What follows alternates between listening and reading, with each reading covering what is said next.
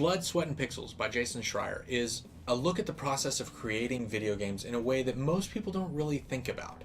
From the legally unavoidable piracy issues in Poland leading to CD Projekt Red's formation, to the lackluster release of Vanilla Destiny, Jason tells us the story behind the scenes of what happened to some of the video games released in an unexpected state, and why. The writing is charming and well-paced. Reading it feels like listening to the story the developer would tell about the formation of their game rather than just a bland timeline of the game's development. At just under 300 pages and containing 10 stories, no individual story wears out its welcome. Someone asked me who the target audience of this book was.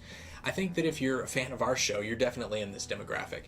But in general, if you're interested in getting into game development, if you've ever been baffled by a feature's lack of inclusion in a game or wondered why a broken game was shipped in that state, this book will definitely answer a lot of questions you've had.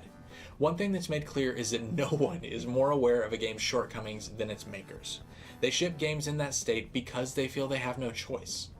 Also, if you've ever used the phrase lazy game devs in an unironic fashion, you pretty much have to buy this game because otherwise karma's going to get you. He covers a wide variety of stories within game development. Uncharted 4 had a team of over 300, while Shovel Knight was made by a team of 5 individuals. While Dragon Age's Inquisition story mostly focuses on what led up to launch, the Diablo 3 story starts about a year before the game comes out, focuses on the console port, and then on post-launch support that came for that game. Halo Wars and Pillars of Eternity didn't make sense to a lot of people, but the teams creating them believed that there was an unseen audience that were desperate for the games they were creating. And they were right. Stardew Valley shows the pitfalls of what happens when a game has no external guidance, as Eric Barone meanders through a 5-year process with a very inconsistent momentum.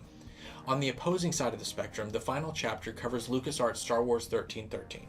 As the only canceled game in this book, it shines a light on the outside forces and business politics that can doom even the potentially most lucrative game programs. One of the most memorable quotes in this book that will stick with me is a developer telling Schreier, "It's a miracle that any game gets made." This book explains why. If nothing else, it will make you grateful and perhaps a little bit more forgiving of the people who make our hobby possible through their tireless effort. I highly recommend it. And if you choose to pick it up, it will enhance your enjoyment and appreciation of video games.